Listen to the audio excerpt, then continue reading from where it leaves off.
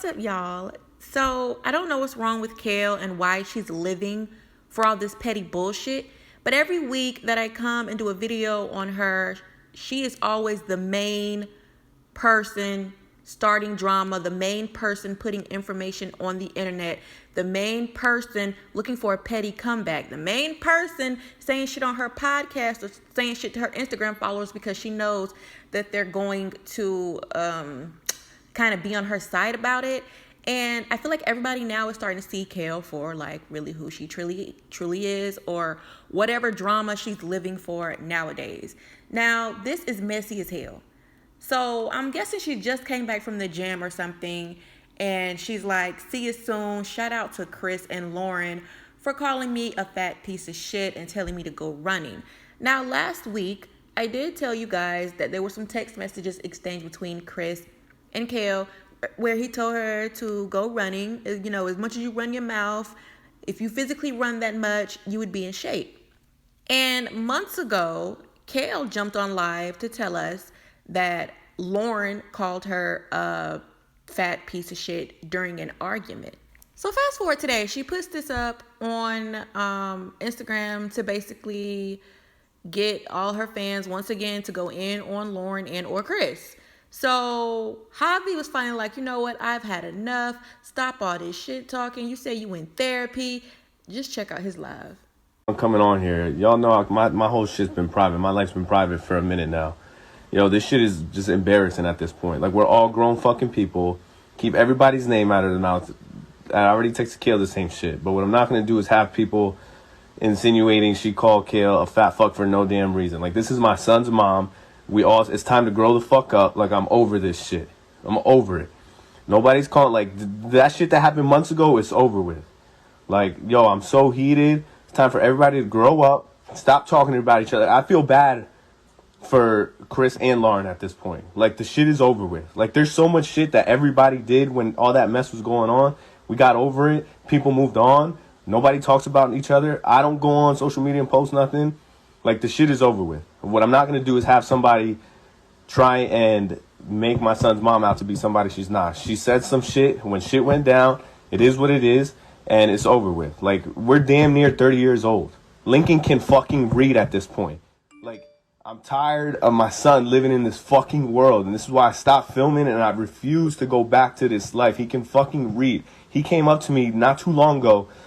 He Googles his name, and an article came up of, fucking Javi abandoned Isaac. He asked me, he's like, yo, Dad, like, is this true? And I'm like, no. Like, then I have to explain to him all this internet bullshit. Like, he can read. Like, I'm so over this shit, man. My son can fucking read. It's time to grow the fuck up. Damn, y'all got me cursing on here for no reason. Grow the fuck up. All this therapy bullshit, you're growing and learning, like, just stop.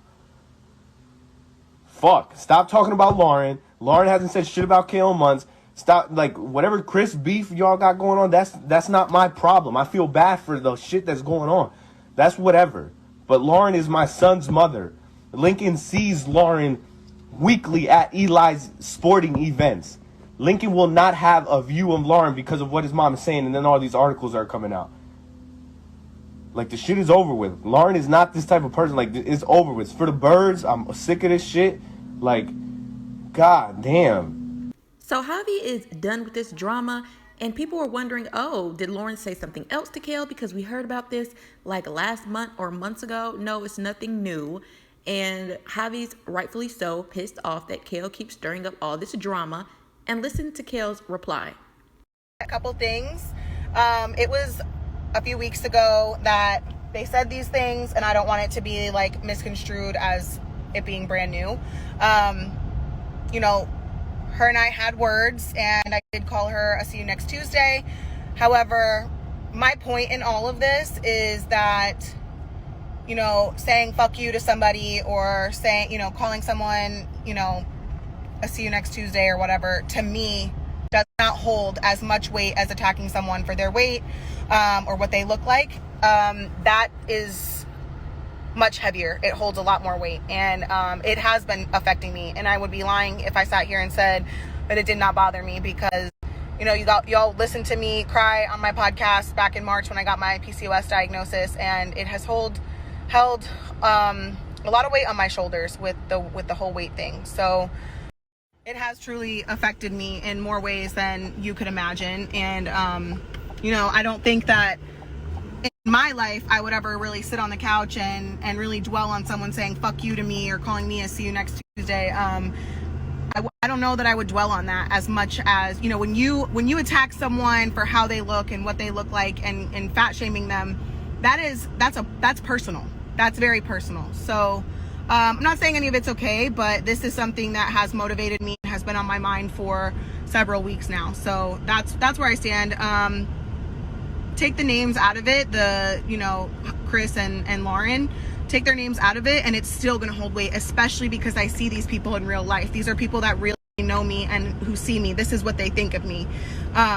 It's not the same as, it's bad to read it on the internet. It's horrible to read it on the internet. But when it comes from people that you know in your life, that sucks. And that stings a little bit different. Kale, please. I don't understand what is up her ass. I understand that Chris hurt her. And, last week or 2 weeks ago, it was dredging up these old memories of how Chris choked her. That got back circulating into the internet. And it's just if there's no new drama going on, she's going to create some. And she had to know that this would put all the T pages in a frenzy. Oh, look what Kale said about Lauren and Chris once again. Not only that, but on one of the newest episodes of Chris's podcast, the PTSD podcast, he said that him and Kale was actually, kind of getting along that week. So what made you put him on Front Street like he just recently said some bad shit to you? Me and her were able to be in the vicinity, watch our son play football, not argue nothing. We was in agreement, for him to continue football, even though he was a little upset and whatnot. We were both in agreement, Yeah, he might end up liking it. Who knows? So I said that's a step, just the week before, prior to that, it was an incident where, it was a little incident at the school. And yeah, so I feel like that's a step in. It wasn't nothing crazy, but it's just more and I gotta be careful about what I say, because you never know people nowadays. You feel me? You never know. Somebody told me that, you just gotta be careful. You just gotta be careful what you say. But, it's just a stepping stone, man. I'm not gonna lie. So Chris Lopez took to his Twitter to share a meme saying, playing the victim card blinds you to your own flaws, and so you can never improve. Self-pity is the easiest way to create unilateral misery. And if this ain't a word, I don't know what is. It's clear that Kail is going through something. She's upset, she's sad, she's lashing out, and she's trying to drag everybody in Delaware that has anything to do with her down in the mud, just rehashing these old beefs, getting shit circulated on the internet so people can talk shit about the people that she dislikes the most in her life right now. And it's kind of sad. I don't know what's going on with her. And it looks like she's going to lose Javi as an ally if she keeps this shit going. I mean, she's fighting with everybody now, including MTV producers, and she doesn't want to go on the retreat. But what I've learned from the Ashley is that I think Kail Lowry and Rachel Beaver from Young and Pregnant are the only ones not doing the retreat. Even Corey is there. He took time off from the challenge. Cheyenne is there. Macy Bookout is there.